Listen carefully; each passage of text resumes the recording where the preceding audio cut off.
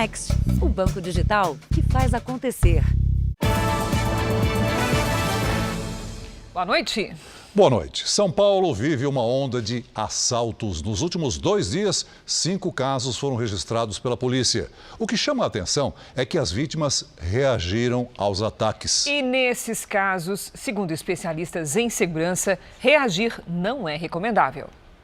Ainda não eram 8 da manhã de hoje. Caminhando distraída por uma rua deserta da Zona Sul, a mulher não percebe o perigo. Quando ela passa perto da moto, o garupa anuncia o assalto. A mulher reage e entra em luta corporal com o criminoso. Só depois de muito esforço, o assaltante arranca a bolsa e vai embora. Por sorte, ela não ficou ferida. Foi o 5º caso em pouco mais de 48 horas de pessoas reagindo a assaltantes. Na quarta-feira, um policial militar à paisana quase teve a moto roubada por 2 criminosos também na Zona Sul. O PM larga a moto e finge se afastar, mas volta e em seguida abre fogo contra os assaltantes, que fugiram sem levar nada. Ontem de manhã, na escadaria do viaduto Martinho Prado, na região central de São Paulo, uma senhora idosa também reagiu ao ataque de um homem que queria roubar a sua bolsa. Depois de alguns segundos de luta, ela escapa de um soco dado pelo homem e não consegue impedir que ele leve a bolsa. Roubos e assaltos no Escadão são comuns, segundo os moradores da região, que se uniram e instalaram câmeras de segurança e cercas elétricas. Mas os assaltos continuam. Isso acontece com muita frequência diariamente. Pessoas que roubam celulares e o Escadão virou uma rota de fuga. Roubam qualquer bolsa, qualquer pessoa. Eles ficam aqui disfarçados de morador de rua e quem passar eles roubam, e sempre com faca, eles só andam armados. Quem é assaltado passa por várias sensações: medo, impotência, indignação e principalmente raiva. E tudo isso pode levar a uma reação impulsiva. Mas os especialistas em segurança alertam que reagir ao assalto não é uma boa opção. O José Elias foi policial militar por 30 anos. Ele diz que o melhor a fazer nestes momentos é ficar calmo. Muitas vezes ele está mais nervoso do que a vítima, pela circunstância. Então é interessante que a própria vítima acalme o agressor e entregue aquilo que ele está pedindo. Não ficar discutindo, querendo falar, não entrego, isso é meu, e aí a coisa pode tomar um vulto muito maior. Veja agora outros destaques do dia. Alimentação fora de casa puxa para cima inflação do mês de junho. Polícia prende 4º suspeito por assassinatos de indigenista e jornalista na Amazônia. Japão vive dia de choque após assassinato de ex-primeiro-ministro. Homem responsável por assalto com 3 mortes está foragido há 25 anos e pode ficar impune de vez.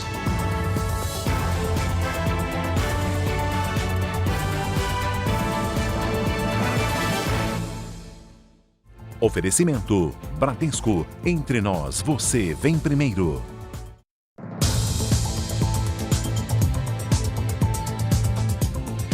Em São Paulo, a polícia prendeu em uma blitz de trânsito o suspeito de ser um dos responsáveis pelo chamado Tribunal do Crime. Esse é o nome dado aos julgamentos ilegais promovidos por facções criminosas. Cláudio Lacerda Magalhães Júnior, o FEBEM, foi preso durante uma abordagem de rotina. Ele era foragido da justiça e tentava ir para a casa da mãe quando foi parado numa blitz. Cláudio foi preso dentro de um carro de aplicativo e apresentou um documento falso para tentar escapar mais uma vez, mas se esqueceu de decorar as informações do documento, como os nomes do pai e da mãe e o próprio sobrenome. Segundo os policiais, depois de se enrolar para responder as perguntas, Cláudio confessou a verdadeira identidade. É um nome alemão, né? Então acredito que tenha fugido um pouco da mente dele, né? Ele não sabia informar sobrenome, data de nascimento, nome do pai e da mãe. Isso causou estranheza da equipe. Cláudio usou esse documento falso com o nome de Daniel Oelsner, filho de David Gellerter. A estratégia não deu certo, até porque Cláudio é um velho conhecido da polícia. Em 2018, ele havia sido preso em casa, onde guardava anotações da contabilidade da venda de drogas e uma lista com nomes e funções de integrantes do PCC. De acordo com a polícia, ele teria papel importante na facção e seria o responsável pelo Tribunal do Crime na região onde mora. Ele já foi condenado a 30 anos de prisão por crimes como homicídio, sequestro, tráfico e resistência à prisão. No fim do ano passado, deixou a cadeia na saidinha de Natal e nunca mais voltou. A advogada que presidia a Comissão de Assistência às Vítimas de Violência Doméstica da OAB de Niterói, no Rio de Janeiro, foi afastada do cargo por um motivo controverso. A saída aconteceu depois que o ex-marido dela invadiu o prédio da instituição e fez ameaças. A polícia já pediu a prisão dele. Defender mulheres é o trabalho de Daniele, de 44 anos. Nos últimos 5 meses, ela foi presidente da Comissão de Assistência às Vítimas de Violência Doméstica da OAB de Niterói. Mas as histórias que escuta na profissão são as mesmas que tem vivido recentemente. Ameaça que ele vai me matar, ele ameaça a não permitir que eu trabalhe em nenhum lugar. Ele consegue me aprisionar no medo. A advogada foi casada por 23 anos. Ela tem nada menos que 8 medidas protetivas contra o ex-companheiro. O homem chegou a ficar preso por 2 meses, mas acabou solto por um habeas corpus. O estopim do caso aconteceu esta semana, aqui na sede da OAB de Niterói, região metropolitana do Rio, local de trabalho de Daniele. O ex-marido da advogada esteve aqui por 2 dias seguidos. Em uma das vezes, ele teria invadido o prédio e ameaçado vários funcionários da instituição. Ele está aqui, ele veio aqui ontem, ele veio aqui hoje de novo e ele falou que vai matar todo mundo e eles começaram a gritar e eles estavam muito nervosos porque estava todo mundo com muito medo. A invasão aconteceu durante essa reunião na quinta-feira. O evento era transmitido pela internet, mas a câmera não registra a entrada do ex-marido. Daniele procurou a polícia, mas depois ela acabou afastada do cargo.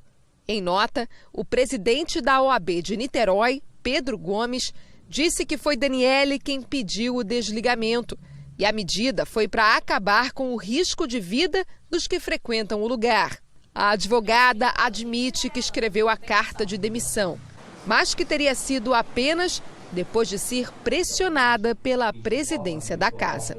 Não fui acolhida. Eu ajudava as pessoas, mas eu não fui ajudada na hora que eu precisei. A Ordem dos Advogados do Brasil não comentou a declaração dada por Daniele sobre ter sido coagida a escrever a carta de demissão. A defesa do ex-marido dela não foi localizada. Na Bahia, o Corpo de Bombeiros conseguiu resgatar os corpos de 2 operários vítimas de um acidente numa obra. A cada 4 horas, uma pessoa morre no Brasil enquanto está trabalhando. Os 2 homens foram soterrados em uma obra de saneamento da Prefeitura de Porto Seguro, no sul da Bahia. Durante a escavação, a terra ficou acumulada formando um barranco. Este senhor estava próximo ao local quando o acidente aconteceu. O rapaz, o ajudante, estava aqui do lado. Aí ele viu o outro amigo dele pedindo socorro, né? Que caiu um pouco de terra do meio para baixo. Aí o outro foi ajudar ele. Na hora a terra foi e estrondou. Estrondou, aí caiu, tampou os 2. O Corpo de Bombeiros precisou usar uma retroescavadeira para buscar os operários. As vítimas foram identificadas como Sandro da Cruz Regis, de 29 anos, e Lucivalde Jesus da Conceição, de 40 anos. A Prefeitura de Porto Seguro lamentou o acidente e disse que vai tentar identificar os eventuais responsáveis pelo que aconteceu. A Polícia Civil investiga o caso e o Ministério Público do Trabalho também abriu inquérito para apurar as mortes dos trabalhadores. Em 2021, o Brasil registrou um aumento de 33% nos acidentes de trabalho e de 28% nas mortes. Os dados mostram que a cada 3 horas e 50 minutos, um trabalhador morre enquanto exerce sua profissão. No noticiário internacional, o Japão viveu uma sexta-feira de choque, causado por um episódio muito raro no país. Uma morte provocada por arma de fogo. A vítima é um dos políticos mais populares entre os japoneses. O ex-primeiro-ministro Shinzo Abe foi assassinado a tiros aos 67 anos. Shinzo Abe fazia um discurso na cidade de Nara em apoio a um candidato que concorre às eleições parlamentares deste domingo. Assim que os tiros foram disparados, ele caiu no chão. O suspeito foi detido e identificado como Tetsuya Yamagami, de 42 anos. Segundo a imprensa japonesa, o atirador é um ex-integrante da Marinha do país. A arma usada no ataque era uma espingarda caseira e foi apreendida. Yamagami confessou o crime e disse que foi motivado por questões políticas. O ex-primeiro-ministro, de 67 anos, foi levado de helicóptero ao hospital da cidade. Shinzo Abe chegou com 2 tiros no pescoço. Teve danos nos principais vasos sanguíneos e no coração. De acordo com os médicos, ele recebeu transfusão de sangue, mas não resistiu. Aqui no parlamento, os líderes dos partidos japoneses condenaram o atentado ao ex-primeiro-ministro. O atual premier Fumio Kishida disse que esse tipo de atitude em plena campanha eleitoral é um ataque à democracia e considerou o crime bárbaro e imperdoável. Atentados como esse não são comuns no país. No ano passado, o Japão registrou apenas um assassinato por arma de fogo. Shinzo Abe foi o premier a ocupar o cargo por mais tempo no país. Eleito primeiro-ministro em 2006, renunciou menos de um ano depois, em meio a escândalos financeiros envolvendo ministros. Voltou ao cargo em 2012, onde permaneceu até 2020, quando renunciou por problemas de saúde. Ele tinha uma doença inflamatória crônica no intestino. O maior legado do político foram as reformas econômicas, conhecidas como Abenomics, ou economia de Abe em português. Elas estimularam o crescimento do país estagnado há 20 anos. No Brasil, um dos momentos mais marcantes de Shinzo Abe foi no encerramento dos Jogos Olímpicos do Rio. Ele usou a boina vermelha do personagem Super Mario de um jogo de videogame japonês para anunciar as Olimpíadas de Tóquio. Nós vamos agora ao vivo ao Japão, onde a correspondente Silvia Kikuchi tem outras informações sobre a morte do ex-primeiro-ministro Shinzo Abe. Bom dia para você, Silvia. Oi, Celso e Cris. A Agência Nacional de Polícia do Japão vai revisar o plano de segurança montado para Shinzo Abe durante a visita à cidade de Nara. No local, havia agentes da cidade e da Polícia Metropolitana de Tóquio que não conseguiram impedir que Shinzo Abe fosse atingido pelos disparos. Os investigadores acreditam que o atirador Tetsuya Yamagami agiu sozinho. O apartamento onde ele morava, em Nara, foi revistado pela polícia. A esposa de Shinzo Abe chegou à cidade logo depois do atentado, mas não falou com jornalistas. Celso, Cris. Obrigado, Silvia. A notícia da morte do ex-premier japonês teve grande repercussão em todo o mundo. Shinzo Abe era conhecido como um político moderado que não entrava em conflitos partidários. O secretário de Estado americano Antony Blinken lamentou a morte do ex-primeiro-ministro e disse que ele foi um parceiro extraordinário nas relações entre os dois países. Já o presidente Biden disse estar profundamente entristecido e classificou o assassinato como uma tragédia para o Japão. Ursula von der Leyen, presidente da Comissão Europeia, disse que o ex-primeiro-ministro era uma pessoa maravilhosa. Shinzo Abe faz parte da terceira geração de uma família de políticos. Foi preparado durante anos para exercer cargos de poder. Durante o tempo em que foi primeiro-ministro, se aproximou do ex-presidente americano Donald Trump para estreitar o vínculo entre os dois países. Mas, ao mesmo tempo, tentou ajustar a relação com rivais dos Estados Unidos e do próprio Japão, como a Rússia e a China. Após o anúncio da morte, o presidente Putin enviou uma carta à família de Abe, chamando o ex-premier de um homem excepcional. O Brasil decretou 3 dias de luto oficial em memória ao ex-primeiro-ministro Shinzo Abe. Em Pirassununga, no interior de São Paulo, o presidente Bolsonaro se emocionou ao prestar homenagem ao político japonês. Bolsonaro participou da formatura de cadetes da Força Aérea Brasileira, que teve a apresentação de caças. No discurso, o presidente falou sobre a proximidade que tinha com o político assassinado. Um homem afável, inteligente, patriota, que em todas as vezes que estivemos juntos, buscou o bem-estar da sua população Sem citar a facada que sofreu na campanha de 2018, o presidente fez referência a ameaças sofridas por lideranças políticas. É o preço por lutar pelo seu país. E muitas vezes, ou na maioria das vezes, o inimigo não está lá fora, está dentro da nossa própria pátria. Bolsonaro se emocionou na hora do toque de silêncio em homenagem a Shinzo Abe.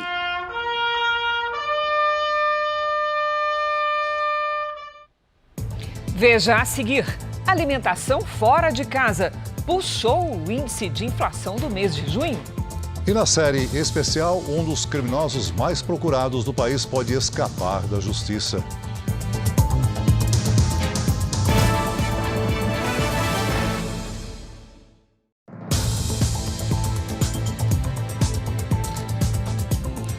A Procuradoria-Geral da República pediu o arquivamento dos pedidos de investigação contra o presidente Jair Bolsonaro por suposta interferência na operação que prendeu o ex-ministro da Educação, Milton Ribeiro.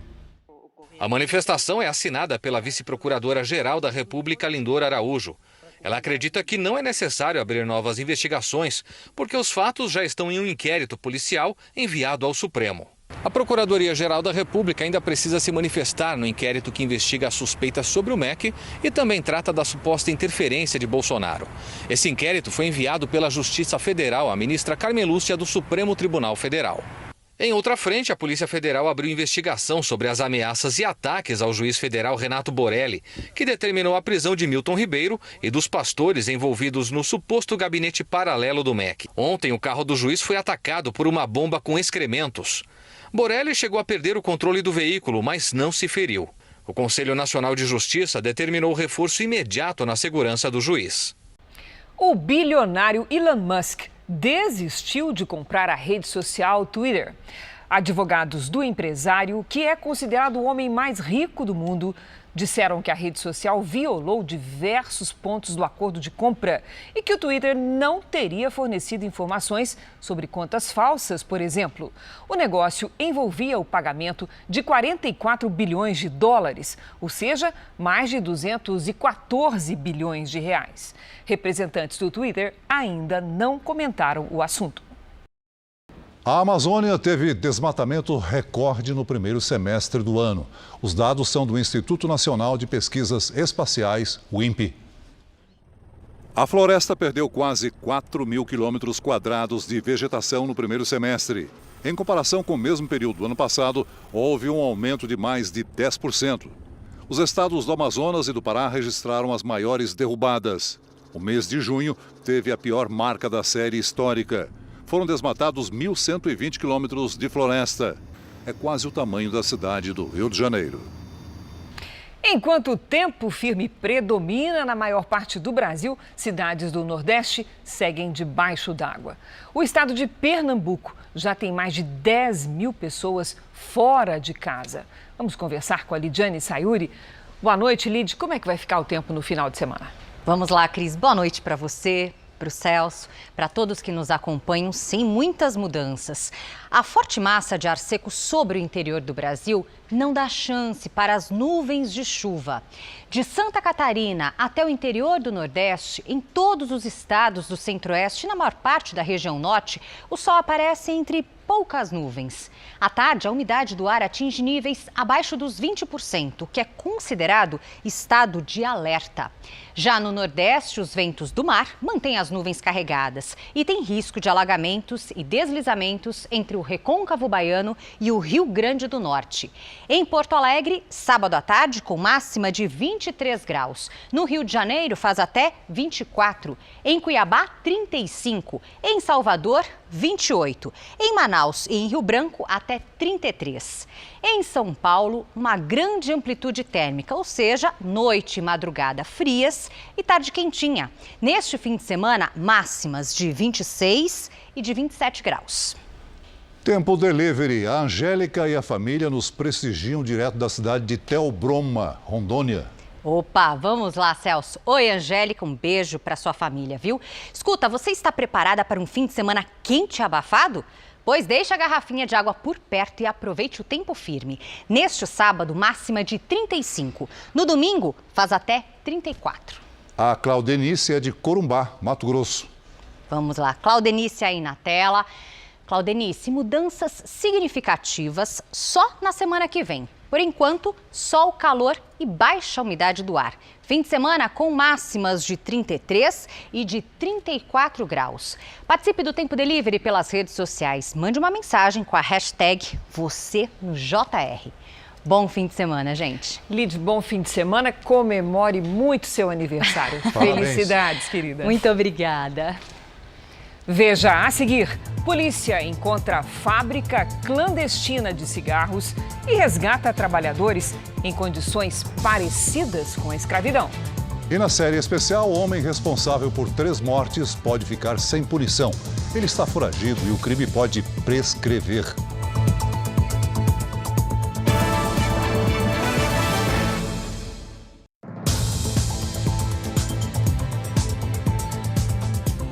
A polícia indiciou o ex-vice-presidente estadual do PL de São Paulo por pedofilia. José Renato da Silva é acusado de abusar sexualmente da filha e de netas. Essa mulher viveu 42 anos de angústia, culpa e dúvida. Não queria acreditar que o meu pai era quem ele é. E isso me aprisionou numa jaula invisível e que hoje não existe mais. Hoje eu enxergo quem ele é e tô seguindo. Cíntia conta que aos 6 anos de idade sofreu abuso sexual do pai.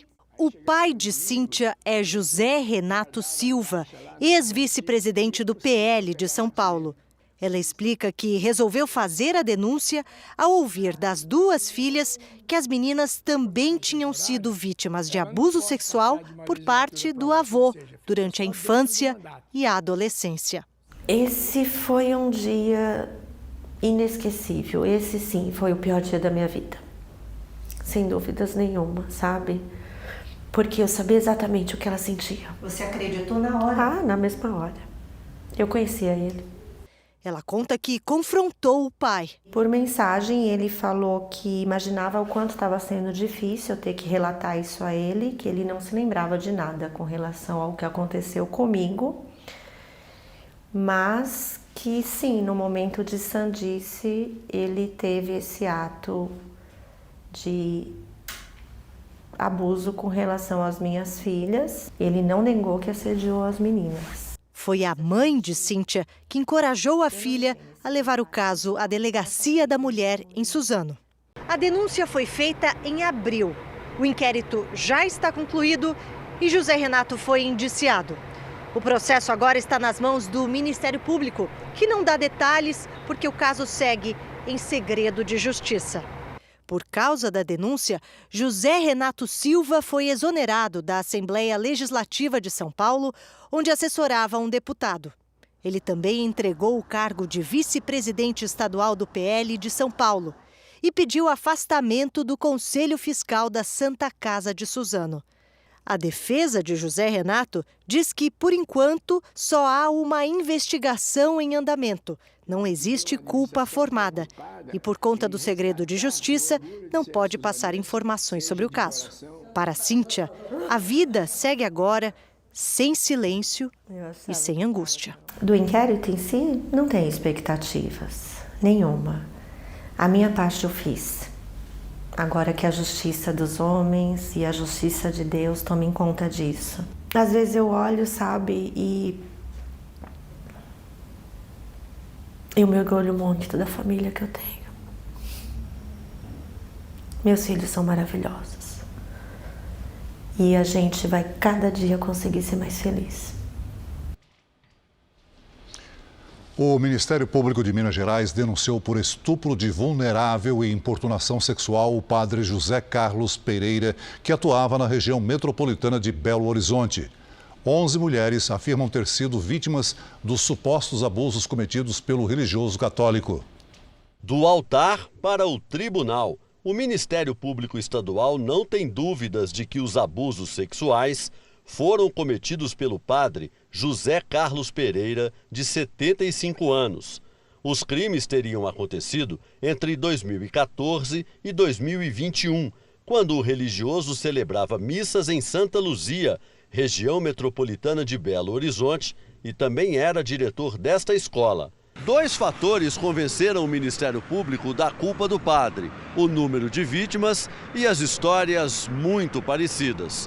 11 mulheres contaram praticamente a mesma versão à polícia. Os abusos aconteciam quando elas ficavam sozinhas com o religioso numa sala que ele tinha na escola. Ocorria praticamente quase todas as sextas-feiras, pelo menos uma vez por semana. A Cúria Metropolitana de Belo Horizonte informou que o padre foi afastado assim que surgiu a primeira denúncia, em outubro do ano passado. Agora cabe à Justiça decidir se aceita ou não a denúncia. Somadas, as penas podem chegar a 20 anos de prisão. Procurado, o religioso, mais uma vez, não quis falar sobre o assunto. Um crime que está sendo chamado de golpe da falsa visita. Tem como principal alvo profissionais autônomos, como corretores de imóveis, arquitetos e engenheiros. Os golpistas se passam por clientes interessados nos serviços prestados pelas vítimas e marcam uma visita técnica. O encontro termina em sequestro relâmpago. Foram 8 horas de terror. A Bruna lembra dos detalhes. Eles levaram a gente até uma rua sem saída, fez a gente descer do carro e ficamos andando pela mata por onde ele mandasse, sob a mira da arma, né? Ali embaixo tem 2 covas, a gente vai enterrar vocês ali. Ela e a colega de trabalho, as 2 arquitetas, foram atraídas por um suposto cliente até um endereço em São Paulo. Ele dizia ter um imóvel que precisava de reforma e, por isso, gostaria de agendar uma visita. Mas chegando lá, as arquitetas foram abordadas por 2 criminosos armados e levadas para uma região de mata. Sob ameaças, elas foram obrigadas a passar dados bancários. Os sequestradores acessaram os aplicativos de bancos pelos celulares das vítimas e retiraram todo o dinheiro que conseguiram por transferências via Pix, além de fazerem compras e empréstimos. Eles levaram ao todo R$160 mil. Teve um momento em que eles pegaram uma terceira pessoa para ficar cuidando da gente enquanto eles fugiam. E esse rapaz, de repente, saiu correndo. E quando a gente conseguiu sair dali, tinha uns 4 carros de polícia do lado de fora esperando a gente. E a vizinhança que viu a gente entrar na mata com aqueles homens e não via a gente sair de lá. Em grupos de mensagens, profissionais que caíram no golpe ou conseguiram escapar alertam os colegas. Toquei a campainha, saiu uma moça. Eu estou procurando fulano de tal. Ela foi e falou assim: moça, pelo amor de Deus, vai embora. Você é a terceira pessoa que vem aqui. Não tem ninguém com esse nome aqui. Eu pulei dentro do carro. Falei pro meu marido: vai, porque deve ser golpe. Esse é um tipo de crime específico, porque ele leva esse profissional para o campo dele, né, para o conforto dele. E ali vai gerar essa ação criminosa. É um crime de oportunidade. Os crimes com reféns no estado de São Paulo aumentaram 81% no primeiro trimestre em comparação ao mesmo período do ano passado. Quando a comparação é com os 3 primeiros meses de 2020, o aumento salta para 195%. Na época, as transferências via Pix ainda não estavam disponíveis. Para se prevenir, a Nauane, que é engenheira, criou uma série de estratégias. Antes de conhecer o espaço, eu faço um café online. E depois que a gente fez esse café online, a gente marca um café presencial. E para eu ir, eu preciso cobrar. Então, a gente tem que tentar se precaver de todas as formas. A polícia do Rio encontrou 23 paraguaios e um brasileiro em situação semelhante à escravidão em Duque de Caxias, na Baixada Fluminense. Eles trabalhavam numa fábrica clandestina de cigarros. As máquinas ainda estavam em funcionamento quando a fiscalização chegou. Na parte principal do galpão foi encontrada uma grande quantidade de material para a embalagem e o transporte das cargas de cigarro. Em outro salão, havia um alojamento improvisado. Além das camas, uma cozinha montada, onde os funcionários faziam as refeições. Era nesse local onde trabalhavam os 23 paraguaios. Segundo as investigações, o grupo desembarcou no país há 3 meses. A promessa de trabalho incluía o pagamento de um salário de R$ 500. Mas os estrangeiros afirmaram que nunca receberam qualquer remuneração e que trabalhavam durante os 30 dias do mês sem descanso. Eles ainda eram proibidos de deixar o imóvel. Um funcionário brasileiro também estava sujeito às mesmas condições consideradas pela polícia como análogas à escravidão. Todos foram levados para a delegacia e devem também ser encaminhados para a Polícia Federal para explicar como entraram no país. O material encontrado no galpão foi apreendido. As máquinas serão recolhidas.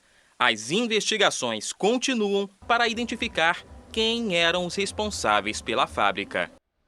A Polícia Federal prendeu mais um suspeito de envolvimento com as mortes do jornalista britânico Dom Phillips e do indigenista brasileiro Bruno Pereira. O homem foi detido em flagrante por uso de documento falso enquanto prestava depoimento sobre o caso. O colombiano Rubens Vilar Coelho se apresentou espontaneamente na Polícia Federal de Tabatinga, mas acabou preso ao apresentar um documento falso com nacionalidade brasileira. Pelas investigações, Rubens Vilar é suspeito de chefiar uma quadrilha de pesca ilegal na região do Vale do Javari. Ele seria também o patrão dos 3 suspeitos presos pelos assassinatos do indigenista Bruno Pereira e do jornalista Dom Phillips. Em conversa com o Jornal da Record, a defesa de Rubem Vilar diz que ele não tem nenhum envolvimento nos assassinatos e que não foi indiciado neste caso. Ele nega qualquer participação nesse duplo homicídio. Então ele nega qualquer participação, nega ser mandante. E hoje a Justiça do Amazonas considerou que a competência para julgamento dos assassinatos de Dom Phillips e de Bruno Pereira é da Justiça Federal. O argumento é que, como o caso ocorreu pela defesa do território indígena e dentro de uma reserva, ele seria de competência da União. Se a Justiça Federal aceitar o caso, fica responsável também por julgar os pedidos de converter as prisões dos 3 suspeitos de participação no crime de temporárias, que valem só até hoje, em preventiva. Neste caso, os 3 podem ficar detidos por tempo indeterminado. E aguardando então a manifestação da Justiça Federal em relação à competência e em relação à prisão preventiva dessas 3 pessoas que nós representamos. E agora há pouco, a Justiça Federal do Amazonas transformou em preventiva a prisão do 4º preso pela morte de Dom e Bruno, conhecido como Colômbia. A inflação oficial do Brasil no mês de junho acelerou. Os 9 grupos pesquisados pelo IBGE tiveram alta. O principal impacto veio do grupo de alimentação influenciado pelas refeições fora de casa. A inflação de junho subiu 0,2 ponto percentual em relação à de maio. Parece pouco, mas nos últimos 12 meses o aumento chega a quase 12%. Tá muito caro. O leite que tu pagava ali R$ 4,45, agora tá R$ 7, R$ 8. A carne também tá um absurdo. É a primeira vez em quase 20 anos que o Brasil vive uma sequência tão longa de inflação acima dos 10%. O grupo vestuário teve a maior variação em junho. Mas o que impactou mesmo o índice foram a alimentação e as bebidas. Principalmente aquele lanchinho feito na rua que ficou bem mais salgado. A alimentação fora de casa subiu 1,26%. Se a comida for uma refeição, um almoço no quilo, por exemplo, a alta é de 0,95%. Já os lanches subiram 2,21%. O mercado já prevê que o Banco Central deve subir mais os juros para tentar controlar essa inflação. Os planos de saúde também ficaram mais caros. Para o Luciano, ficou impossível pagar a conta. Para mim, hoje, sairia em torno de R$ 1.200, com aumento. Não, inviável. Nesse condomínio em Porto Alegre, os moradores estão tentando se ajudar para pagar as contas. Então o morador aqui dentro ele pode, dentro da residência dele, vender uma cerveja, vender um pastel, vender um enroladinho. Tudo isso para ajudar o morador com uma segunda renda e também está ajudando ele a pagar as contas condominiais. E o aumento no preço do querosene de aviação deve deixar as passagens aéreas mais caras no país. O custo do combustível corresponde a quase a metade do valor das passagens. Quem precisa viajar de avião já nota há bastante tempo a alta no preço das passagens aéreas. Eu achei que aumentou demais. Está apertado para viajar de avião. Passagens que antes você conseguia viajar de R$800, hoje está por R$1.600 até R$2.000. Segundo a Agência Nacional de Aviação Civil, a ANAC, nos 4 primeiros meses do ano, a tarifa aérea média subiu mais de 21% e ficou em R$580 na comparação com o mesmo período de 2019, ano pré-pandemia. Mas apesar da alta dos preços, 33% das passagens vendidas ficaram abaixo de R$300 e só 6% acima de R$1.500. Na maioria dos casos, as passagens custaram até R$500. O querosene de aviação, de acordo com dados da ANAC, quase dobrou de valor nos 4 primeiros meses deste ano e é o principal custo de operação das companhias aéreas. A associação que representa o setor discute com o governo ações emergenciais para tentar conter a disparada do preço do querosene. A alta das passagens aéreas é mais um reflexo da inflação provocada pela elevação da cotação do petróleo, que ocorreu depois da pandemia e também por conta da guerra entre Rússia e Ucrânia. As companhias aéreas também alegam que no Brasil o combustível é responsável por 40% do preço da passagem e os novos reajustes da Petrobras devem ser repassados para as tarifas. No início do mês, a estatal aumentou em quase 4% o preço nas refinarias. A empresa disse que os valores estão em equilíbrio com o mercado internacional. O Ministério da Economia não se surpreendeu com a alta da inflação medida agora para o mês de junho. O Jornal da Record apurou que o ministro Paulo Guedes disse que a elevação nos preços dos alimentos já era esperada. Por outro lado, o ministro da Economia tem dito que pode haver até deflação neste mês. Isso por conta da redução nos preços dos combustíveis, da energia e da telefonia, que tiveram retirada de impostos e interferem no preço final de muitos produtos. A Agência Nacional do Petróleo divulgou agora, no fim da tarde, os preços médios dos combustíveis nessa semana. A gasolina teve uma redução de 64 centavos por litro em todo o país. O preço médio foi de R$ 7,13 para R$ 6,49. Já a redução média do diesel foi de 3 centavos. O governo mantém a intenção de começar os pagamentos dos benefícios sociais ampliados ainda neste mês. A previsão é votar na Câmara o projeto que aumenta o alcance dos programas sociais na terça-feira da semana que vem. Apesar do plenário vazio, o acordo era votar remotamente a proposta que cria benefícios sociais até o final do ano.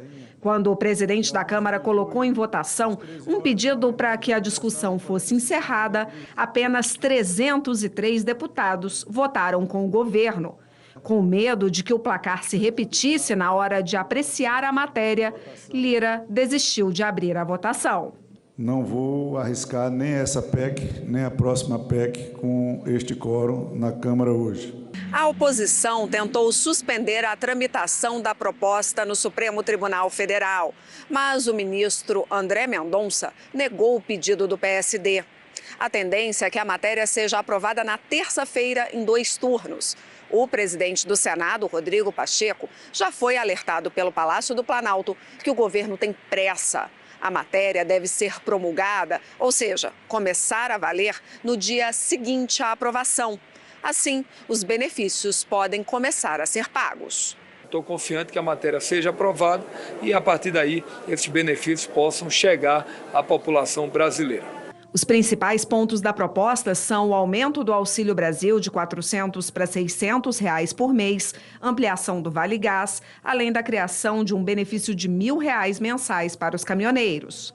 De acordo com o calendário oficial do Ministério da Cidadania, os benefícios vão começar a ser pagos no dia 18 de agosto, mas o governo quer tentar adiantar o pagamento das parcelas para julho. O Congresso só deve entrar em recesso na quarta-feira, após votar a Lei de Diretrizes Orçamentárias, que define quais são as prioridades de investimento do ano que vem. Márcio França, do Partido Socialista Brasileiro, confirmou hoje que vai desistir da disputa pelo governo de São Paulo. França, que já governou o estado, vai apoiar a candidatura de Fernando Haddad, do Partido dos Trabalhadores, e vai sair candidato ao Senado. Morreu hoje, aos 79 anos, o ex-presidente de Angola, José Eduardo dos Santos. Ele estava internado num hospital da Espanha, onde tratava de um câncer. O político governou o país africano por 38 anos. Michel Platini, ex-presidente da UEFA, e o ex-presidente da FIFA, Joseph Blatter, foram absolvidos das acusações de corrupção.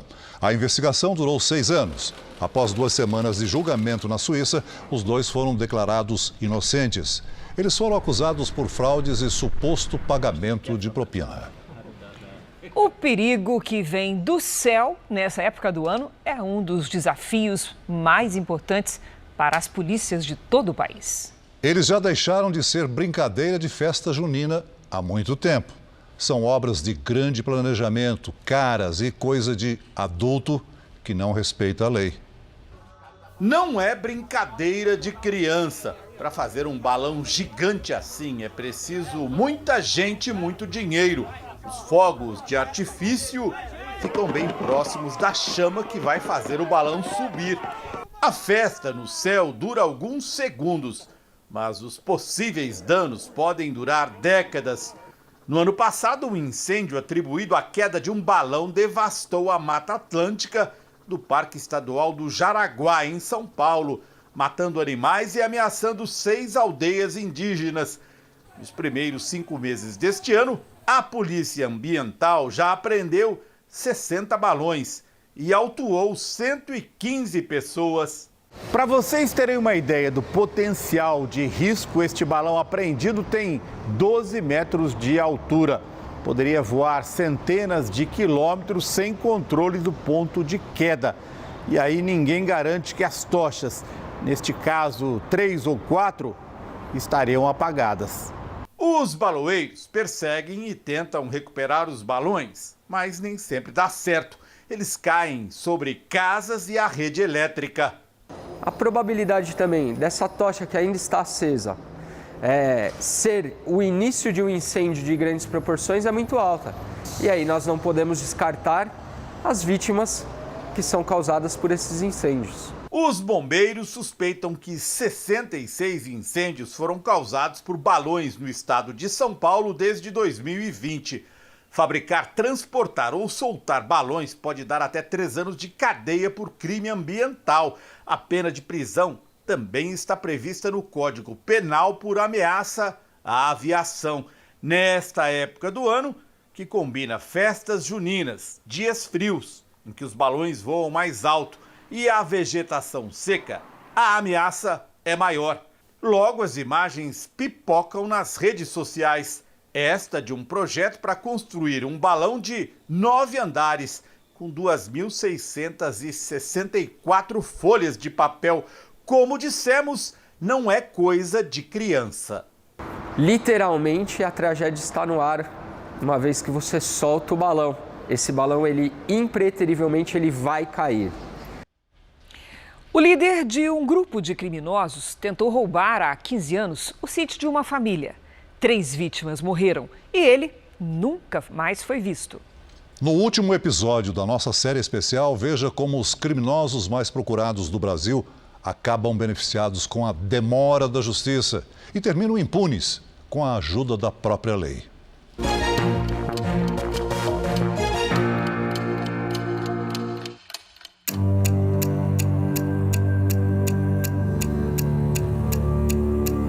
Cada vez que o ponteiro do relógio se move, o prazo para encontrar criminosos foragidos diminui.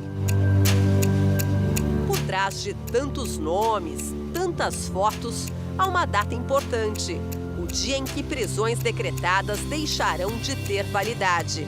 Na lista dos mais procurados de São Paulo, aparece também um rosto menos conhecido, mas com um crime bárbaro na ficha criminal. Cícero Oliveira dos Santos, que agora tem 43 anos. Ele é apontado como responsável por uma série de crimes em 3 cidades paulistas, mas como mágica sumiu há 25 anos. O mais violento dos crimes cometidos por Cícero gerou muita repercussão na época. Esta foi uma das últimas fotos da família reunida. 3 morreram naquela noite. O que levou o nome de Cícero à lista dos mais procurados foi um crime que aconteceu bem aqui. Durante um assalto a esta chácara, uma família foi assassinada. Eram 2 irmãos, um deles, escrivão da Polícia Civil. O pai, delegado aposentado, ao ouvir os tiros e ver os filhos baleados, infartou e morreu.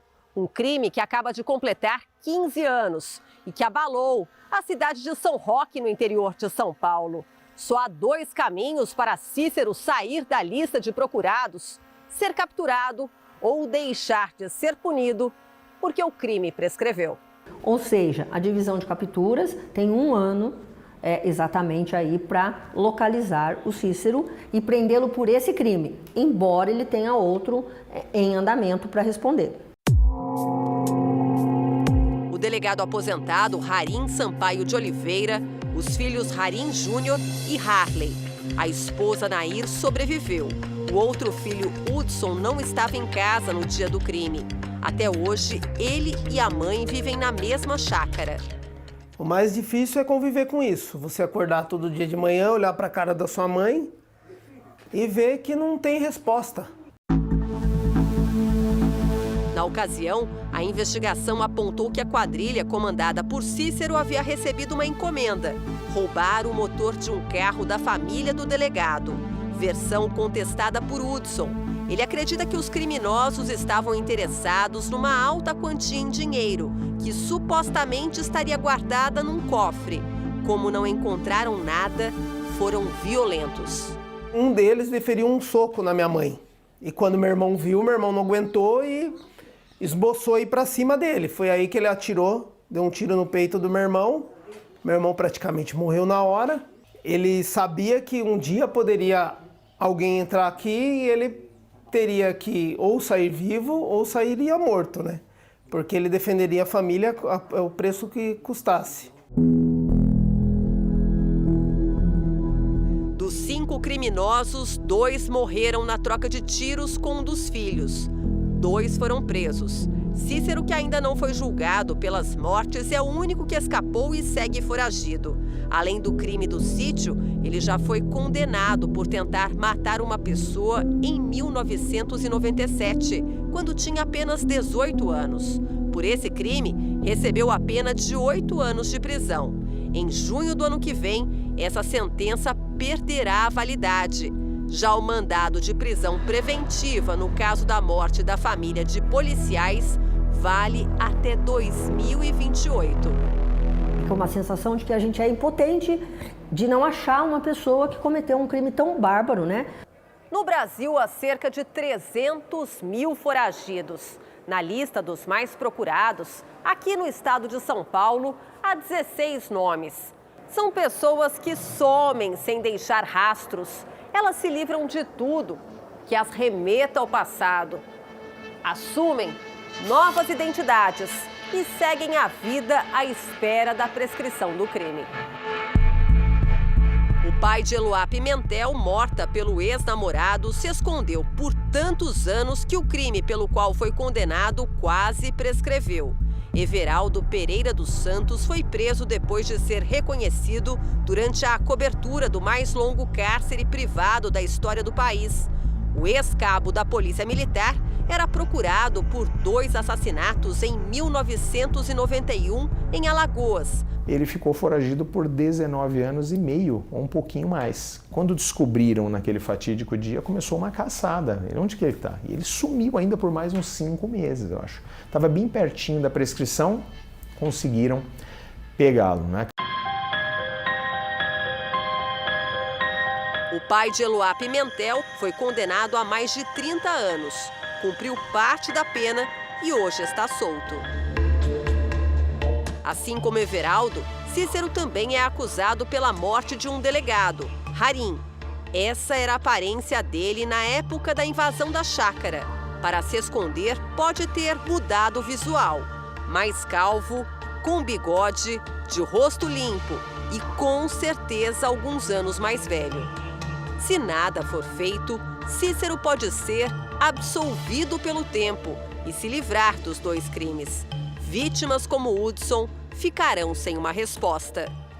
Eu queria dar a resposta que valeu a pena, né? O meu pai ter se dedicado, o meu irmão ter se dedicado e que ainda temos esperança de ter uma justiça, né? O Jornal da Record termina aqui. A edição de hoje na íntegra e também a nossa versão em podcast estão no Play Plus e em todas as nossas plataformas digitais. E à 00:30 tem mais Jornal da Record. Fique agora com a série Todas as Garotas em Mim. E logo em seguida você assiste a Amor Sem Igual. Boa noite, ótimo final de semana para você. Boa noite.